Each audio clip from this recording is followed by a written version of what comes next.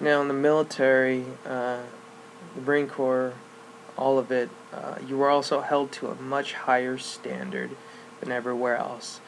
If, say, in your civilian job, uh, you're supposed to wear a dress shirt and a tie, and you come in with a short sleeve shirt and a tie, you might get a slap on the wrist. Hey, you know, we're trying to be a little bit formal. Could we wear sleeves? I obviously don't like them, so I'm never going to have a desk job. In the Marine Corps, if you are to come to formation not wearing the right gear, woe is you. You're held to a higher standard. You're still under civilian law. You still can't drink and drive. You still can't kill people, or you'll be punished for it.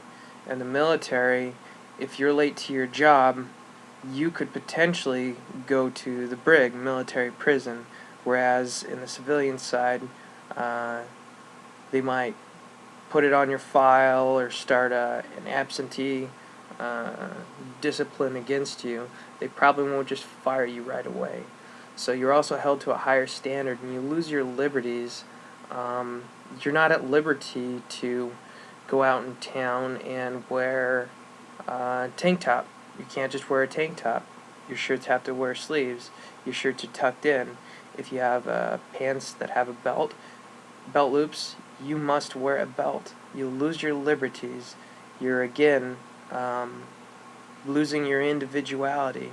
You're still an individual, but it's not about you anymore. It's about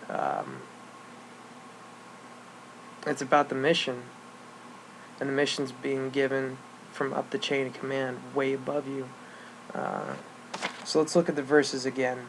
You therefore must endure hardship as a good soldier of Jesus Christ. No one entangled in warfare entangles himself with the affairs of this life, that he may please him who enlisted him as a soldier. Hardships, man, I can't count how many nights I didn't get enough sleep and it was terrible, or how many nights I went to bed shivering, or stood against the truck trying to nod off standing while it's raining. Physically, it's just a miserable experience for the most part. Yeah, we were in shape. Yes, we trained. We did our PT, and we were physically fit and capable of doing the jobs. But to not know when you're going to get a chance to eat, to not know when you're going to be able to use a real restroom instead of digging a hole out in the middle of nowhere at night because we're not putting up tarps for restrooms. To not know those things, to endure those things, is what we had to do to accomplish the missions that we were given, that I was given. And I think I've already covered entangling ourselves with the things of the world. You know, I couldn't be distracted with worrying about mom or wanting to come home or wanting to sleep in my own bed. It was about the mission, because if you take your mind off the mission, people die. I worked in field artillery, so there was a lot of explosive stuff around, and if my mind wasn't on the mission, if I wasn't focused on the mission, people could have got hurt, and by hurt I mean we shot bombs. People could have died, and the reason that we can't entangle ourselves is so that the person above us wanting the mission done, we can accomplish that, so that they look at us and go, good job, instead of snatching us up. So, now let's look at some of those points that I was, some of the hardships that a soldier faces and the entanglements of the world, and view them in light of the Word of God. So, as far as loss of personal identity, I want to look at Galatians 2:20.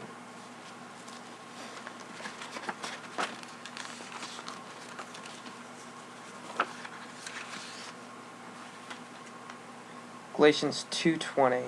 Again, this is loss of identity. I've been crucified with Christ. It is no longer I who live, but Christ lives in me. And the life which I now live in the flesh, I live by faith in the Son of God, who loved me and gave himself for me. This isn't about Robert anymore. This isn't about, man, I'm going to go on vacation. Mexico sounds really cool. I hear if you go to some resorts, the booze is free. It's not about me anymore. It's about, I'm dead. And here's Jesus in me. And what does Jesus want? What are you telling me to do, Lord?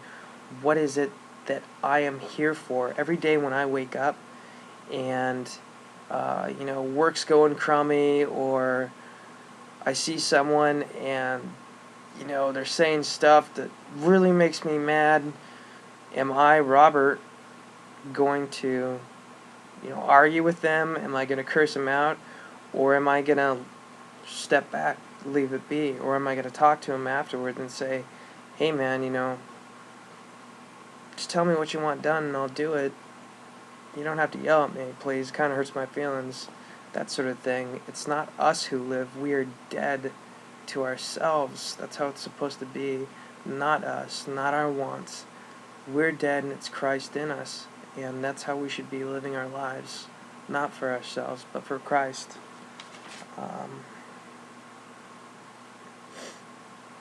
As far as separation from loved ones, or the loss of ability to choose when use the restroom or eat and whatnot, let's go back to 2 Timothy chapter 4,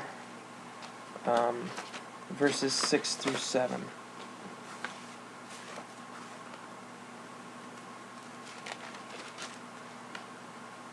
This is Paul speaking again to Timothy, and he says, "For I am already being poured out a drink offering at the time of my departure is at hand.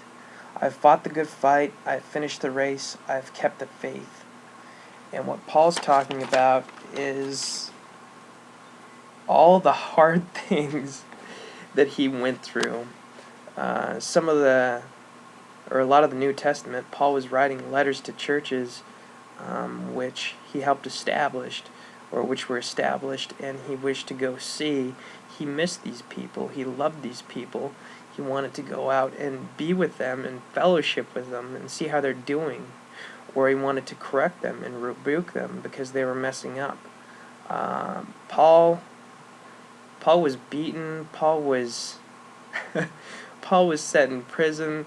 Paul did not have it easy at all. But what did he say? He said, "I've fought the good fight. I've finished the race. I've kept the faith."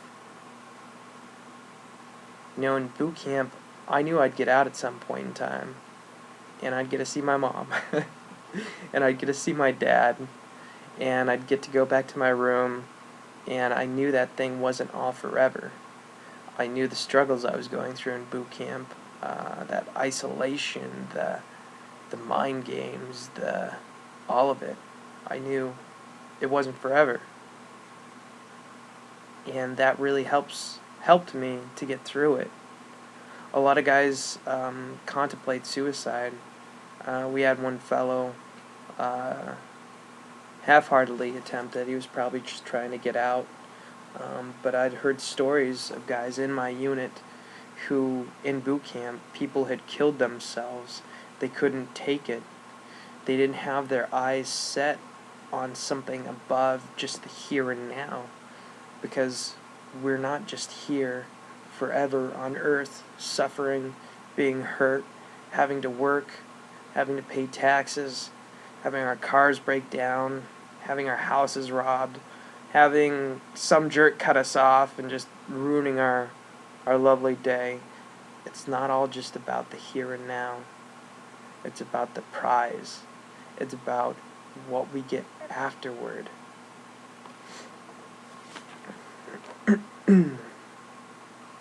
Now, as far as giving up our liberties, I mainly addressed the way that we had to dress in the Marine Corps as far as those go. Let's go to Romans 12, verses 1 and 2.